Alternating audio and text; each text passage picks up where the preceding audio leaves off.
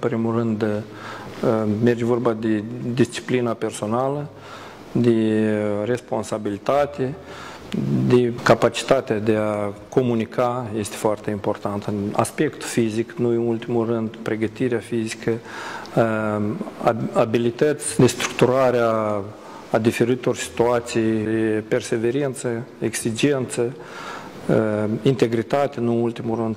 Acestea sunt de bază în activitatea unui polițist.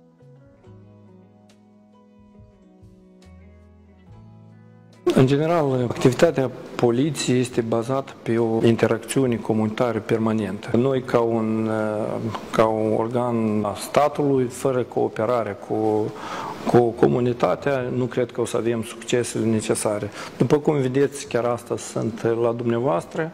Asta tot e o parte a activităților noastre comunitare, vizitele, comunicarea cu instituții de învățământ, cu asociațiile de locatari.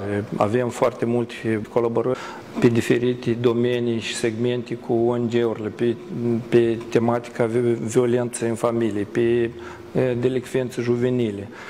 Nemai vorbind de activitățile noastre comune, care de fapt se intersectează foarte mult cu APL-urile, cu preturile, primăriile. Și în general, din 2018 este hotărârea Guvernului 100 de implementarea conceptului de poliție comunitară în Republica Moldova, care cumva ne impune la anumite activități comunitare efectuate de poliție în scopul, în primul rând, prevenirii și urmării fenomenelor infracționale.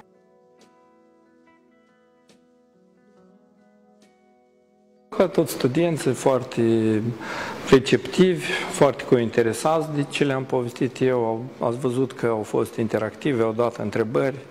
Au fost, eu cred, că o întrunire reușită, care sper eu că au preluat ceva, niște exemple și niște inițiative pozitive și sper să-i vedem în rândurile noastre, să-i văd colegii alături de mine.